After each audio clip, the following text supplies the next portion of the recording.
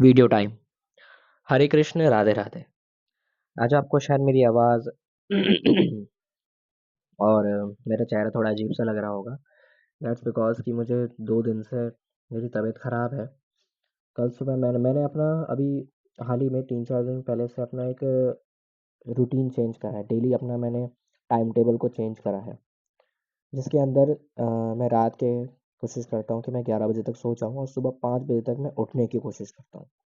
मेरे को नहीं लगता इस कारण से मेरे को कुछ हुआ है, लेकिन शायद वायरल फ्लू या वायरल फीवर की वजह से कल सुबह जब मैं उठा तो मेरी बॉडी बहुत ज़्यादा पेन कर रही थी और मेरे को बुखार जैसा भी लग रहा था मेरी बॉडी के अंदर।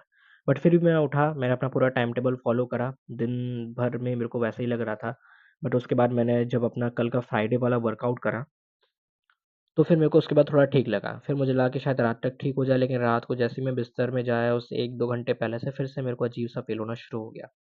मैं सोचा कोई बात नहीं, अपनी पूरी नींद लेता हूँ, उसके बाद क्या पता अगले दिन मेरे को ठीक लगे। लेकिन आज भी सुबह उठने के बाद मेरे को कुछ ख़ास फ़ायदा नहीं हुआ, जबकि मैं बोलूँगा आज तो कल से थोड़ा ज़्यादा ही हो रहा था। हाँ, जहाँ पर कल मेरे को बैक में बॉडी पेन बहुत ज़्यादा हो रहा था, आज वो चीज़ नहीं हो पा रही है। तो मैं सच बताऊँ तो आज का मेरा पूरा दिन तो अनप्रोडक्टिव बीता है। लेकिन मैं किसी भी दिन को अपना अनप्रोडक्टिव नहीं मानता। मैं ये मानता हूँ कि जो भी चीज़ होती है, चलो ठीक, अच्छे के लिए होती है, तो दैट्स व्हाई मैं कुछ भी मानता। और ठीक है। आज अगर मैं घर में था, मैंने कुछ काम नहीं कर पाया, तो मैंने कुछ फ़िल्में आज देख ली, तो मैं बहुत समय से देखना चाह रहा था, लेकिन शायद आलस की वज़ह से मैं नहीं देख पाता। हाँ, मेरे को फ़िल्मों में देखने में भी आलस आ जाता है। ठीक है? तो मैं ऐसा ही हूँ। तो इसी वजह से थोड़ा लो फ़ील कर रहा हूँ। गला भी पूरा बैठ रखा है, अजीब-सी आवाज़ आ रही है। हेडेक बहुत ज़्यादा हो रहा है। कुछ नहीं, बस पड़ा हुआ हूँ बिस्तर में। ना कुछ खाने का मन कर रहा है, ना कहीं बाहर जाने का मन कर रहा है। सो या अभी मेरी हालत ऐसी है, लेकिन कोई दिक्कत वाली बात नहीं है। 1-2 दिन का समय है और ठंडी के टाइम पर ये होता रहता है। 1-2 दिन के अंदर ये ठीक हो जाएगा। ऑब्वियस सी बात है, आज ये चीज़ तो बताने के लिए मैंने नहीं कर रखा है, वीडियो जो रिकॉर्ड कर रहा हूँ मैं। आज जिस चीज़ के ऊपर मैं बात करने वाला हूँ, वो करने वाला हूँ मैं माहौल के ऊपर। एनवायरनमेंट आप बोल सकते हो या सराउंडिंग आप बोल सकते हो। एनवायरनमेंट, माहौल, इस चीज़ ने मेरी ज़िंदगी के ऊपर एक बहुत बड़ा असर डाला है, लेकिन मुझे इस चीज़ के बारे में पता नहीं था। मेरे को बहुत बाद में आके पता चला कि एनवायरनमेंट और लोगों की संगत, लोगों की सराउंडिंग ने मेरी एक्चुअल में ज़िंदगी की ग्रोथ के अंदर एक बहुत बड़ा असर डाला है। मैं अभी जहाँ पर रहता हूँ, यहाँ से पहले मैं एक दूसरे शहर, दूसरे स्टेट के अंदर मैं रहा करता था। वहाँ का माहौल बहुत बिगड़ने वाला था। तो मुझे नहीं पता था, लेकिन 2018 में मेरे फ़ादर का यहाँ पर ट्रांसफ़र हुआ, जहाँ पर अभी हम लोग करंटली रहते हैं। तो यहाँ पर आने के बाद मुझे पहले बहुत लगा कि यार मेरी वही बर्थ प्लेस है, मैंने वहीं अपना बचपन गुज़ारा, वहीं पर मैंने अपनी बहुत सारी पढ़ाई करी, मेरे बहुत सारे दोस्त हैं। तो अब मैं यहाँ पर आ गया, एकदम सब कुछ चेंज हो गया लाइफ़ में, वो भी इतनी बड़ी ठीक-ठाक ऐज में था मैं, 8th स्टैंडर्ड में था, 8th क्लास में था उस वक़्त मैं। मुझे बहुत ज़्यादा बुरा लग रहा था। बट कुछ सालों के बाद मुझे मुझे ये रियलाइज़ हुआ कि वो माहौल के चेंज की वज़ह से ना, मैं यहाँ पर आने के बाद कितना ज़्यादा बदल गया, क्योंकि वहाँ के लोग अभी भी बैकवर्ड माहौल वाले में हैं। बैकवर्ड सोच के अभी भी वहाँ पर माहौल में, ठीक है? तो वहाँ का ऐसा माहौल था। अगर मैं वहाँ पर रहता तो मैं भी बैकवर्ड सोच का रहता, और शायद मैंने आज के समय में अभी के टाइम में जो मैंने ग्रोथ देखी है, जो माइंडसेट अभी मेरा है, जो नॉलेज मैंने गेन करी है, जो आदतें मैंने बनाई हैं और जो कुछ भी सीखा है, वो नहीं सीख पाता अगर मैं ये माहौल को चेंज नहीं करता तो। इसके अलावा भी मैंने कितने सारे ऐसे इंसिडेंट्स, जब मेरे को ये माहौल की ताकत का पता चला, संगत की ताकत का पता चला, तो मैंने अपने पुराने लाइफ के इंसिडेंट्स को देखा, मैंने परखा, और मुझे ऐसे बहुत सारे इंसिडेंट्स मिले जहाँ पर एक माहौल ने मेरे को एक काम को करने के लिए मजबूर कर दिया। देखो, संगत से रंगत आती है, ये कहावत है, और ये बिल्कुल सही है ना? संगत से बिल्कुल बिल्कुल रंगत आती है। अगर आप महीने का 50,000 कमाने वाले हो और आप अपनी एक कॉलोनी में रहते हो, जहाँ पर कमाने वाले लोग हैं 25,000, 30,000 या ज़्यादा से ज़्यादा 4,000, 40,000। आप वहाँ पर अगर सबसे ज़्यादा कमाने वाले हो ना, तो आपको पता है आप वहाँ से कभी ग्रो कर ही नहीं पाओगे। या फिर आप ही की ऑन एन एवरेज आप ही की सैलरी जितने वहाँ पर कमाने वाले लोग हैं, तो आप कभी भी ग्रो नहीं कर पाओगे, कभी भी ग्रो नहीं कर पाओगे, आपको पता है? यहीं पर अगर आप 50,000 कमा रहे हो, आप एक ऐसी जगह पर शिफ्ट हो गए, या चलो शिफ्ट ना हो, आप शिफ्ट होना भी एक बहुत खर्चीला प्रोसेस है, हर कोई इसको अफ़ोर्ड नहीं कर सकता। आप मान लीजिए आप एक ऐसे आपने एक ऐसा फ्रेंड ग्रुप के अंदर आप शिफ्ट हो गए या फिर आप ऐसे लोगों के साथ उठना-बैठना शुरू कर दिया, जो लोग आपसे डबल कमा रहे हैं, उससे ज़्यादा कमा रहे हैं, जो महीने का 1 लाख कमा रहे हैं, जो महीने का 2 लाख कमा रहे हैं, 1.5 लाख कमा रहे हैं, आपसे मतलब ज़्यादा कमा रहे हैं। जब आप उनके साथ बैठना शुरू कर दोगे ना, तो वहाँ से आपको इनसाइट्स मिलेंगी। वहाँ वो माहौल ही आपको वो सिखा देगा अपनी इनकम बढ़ाना और कुछ समय के अंदर, कुछ महीनों के अंदर या 1 आध साल के अंदर आप पाओगे कि आप भी उस इनकम पर पहुँच गए हो। अब इसकी एक और अच्छी बात बताऊँ? अगर आप 50,000 रुपए महीना कमा रहे हो और आप ऐसे माहौल के अंदर जाना शुरू कर दिए, जो माहौल के अंदर लोग हैं बिज़नेस वाले, जिनका खुद का बिज़नेस है, जो अपने बिज़नेस को बिल्ड कर रहे हैं। अब बिज़नेस बिल्ड कर रहे हैं, बिज़नेस है तो ऑब्वियस सी बात है पैसा तो बहुत ज़्यादा ही लेकिन वो लोग बिज़नेस बना रहे हैं। तो आप देखोगे धीरे-धीरे, धीरे-धीरे वो माहौल, वो संगत आपके दिमाग में एक बिज़नेस माइंडसेट लाना शुरू कर देगी। आपको समझ में आने लगेगा कि क्यों एक बिज़नेस एक जॉब से ज़्यादा इम्पोर्टेंट है, लेकिन ये चीज़ आप तब तक नहीं समझ पाते जब तक आप उस माहौल के अंदर नहीं आए। अगर आप ऐसे माहौल के अंदर रहते हैं जहाँ पर आपका माहौल आपकी ऑन एन एवरेज इनकम वाले लोगों से भरा है या फिर आपसे आपसे अच्छी इनकम कर रहे हैं तब भी, लेकिन वो है तो वो लोग जॉब वाले ना। जब आप एक बिज़नेस के माहौल के अंदर गए, एक ऐसे माहौल के अंदर गए जहाँ पर लोग बिज़नेस को ज़्यादा प्रायोरिटी देते हैं या फिर वो लोग बिज़नेस कर रहे हैं, तो आप पाओगे कि आपका भी माइंडसेट बिज़नेस को लेके बनने लग गया है।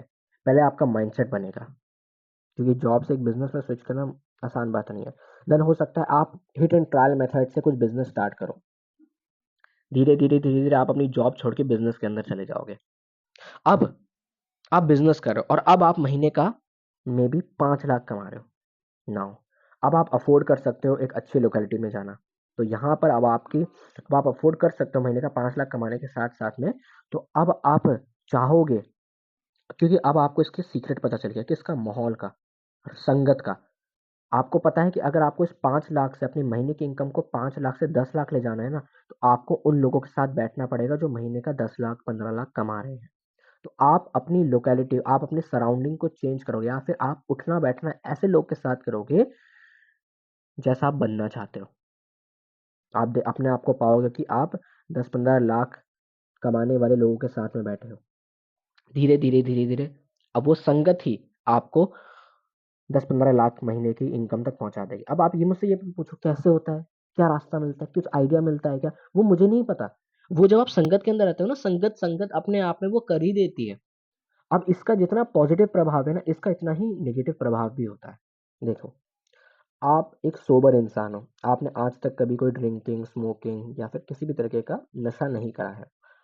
लेकिन आप एक ऐसी संगत के साथ बैठना शुरू करते हो, 4-5 ऐसे दोस्त आपने बना लिए हैं, जो रेगुलर तरीके से नशा करते हैं, जिनके लिए नशा करना कोई बड़ी बात नहीं है, ओके? जो रेगुलर तरीके से नशा करते हैं, अब आप उनके साथ पहली-पहली बार बैठोगे ना, आपको थोड़ा बुरा लगेगा, आपको थोड़ा गंदा लगेगा। कुछ महीनों बाद आप उसको एक्सेप्ट करना शुरू कर दोगे, ठीक है ना, मैं तो कर नहीं रहा हूँ, ये लोग कर रहे हैं, एक्सेप्ट करना शुरू कर दोगे। धीरे-धीरे फिर वो लोग बोलेंगे, "अरे ट्राई करके देख।" पहले आप रेज़िस्ट करोगे, लेकिन धीरे-धीरे, धीरे-धीरे आप उसको ट्राई कर लोगे। और कुछ महीने, कुछ 1 आध साल के बाद आप पाओगे कि उस फ्रेंड ग्रुप में आप एक नए पर्सन बन गए हो, नशा करने वाले, सिगरेट पीने वाले, दारू पीने वाले, अल्कोहल पीने वाले, ड्रिंक करने वाले। तो इसका नेगेटिव प्रभाव भी पड़ता है। तो ये जो संगत से रंगत आती है ना, यही चीज़ आपकी आपकी लाइफ़ में आपको पॉज़िटिव में अपलिफ्ट भी कर सकती है या नेगेटिव तरीके से डाउनग्रेड भी कर सकती है। तो अपने लोग आप किन लोगों के साथ अपना समय बिताते हो?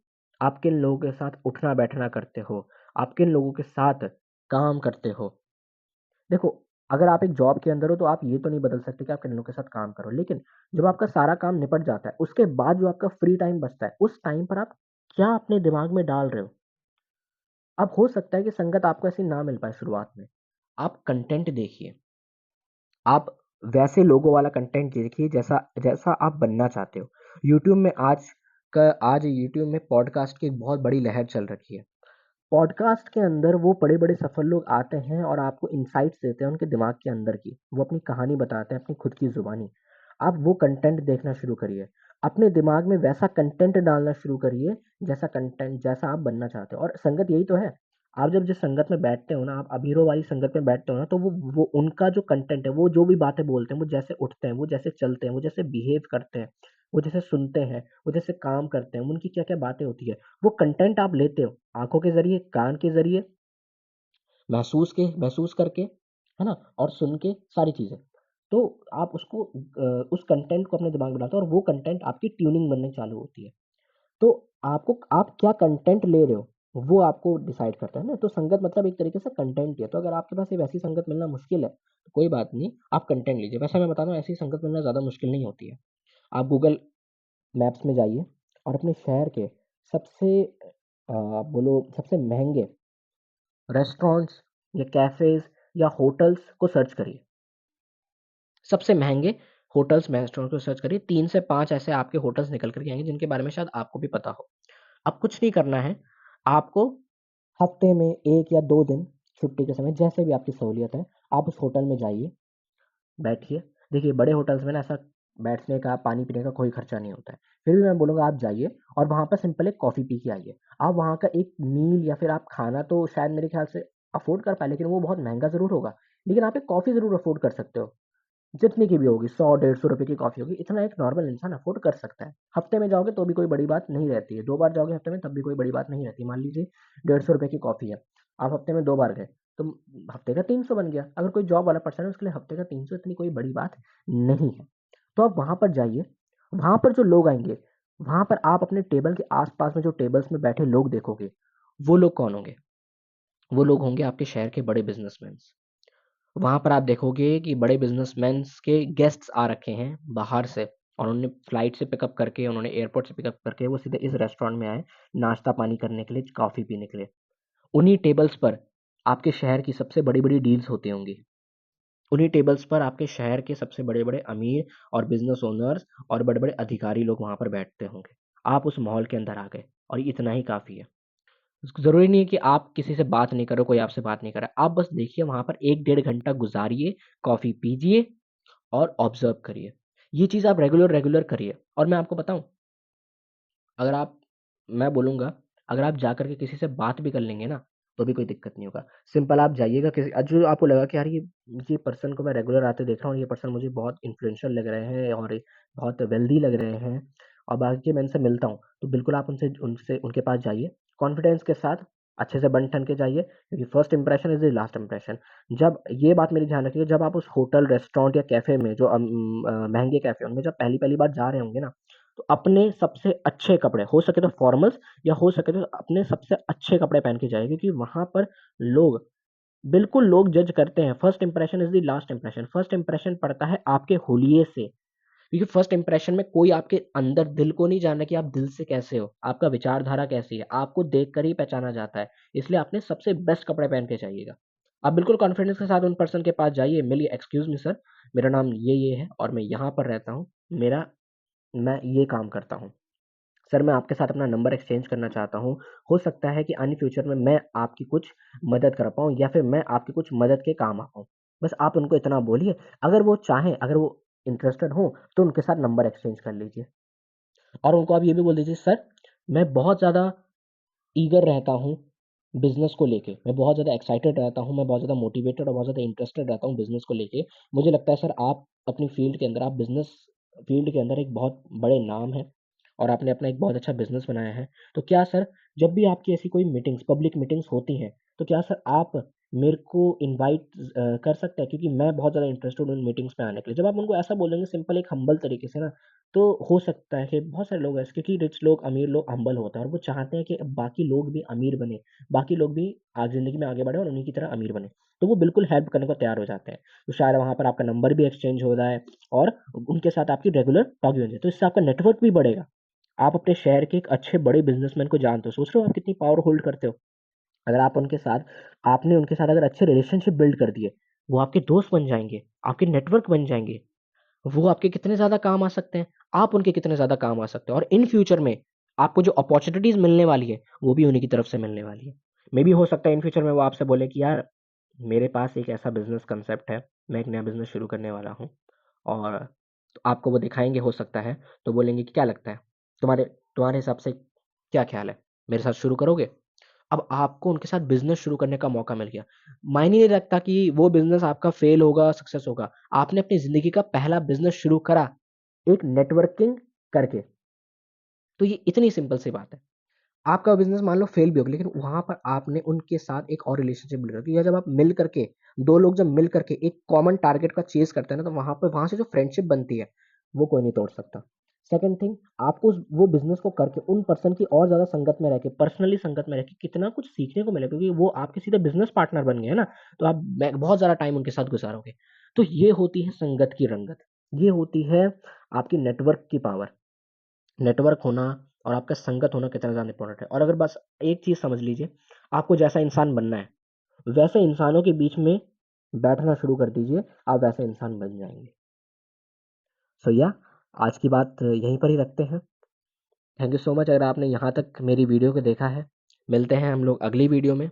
मेरा नाम दीपेश बिष्ट है। जय श्री कृष्ण, राधे राधे।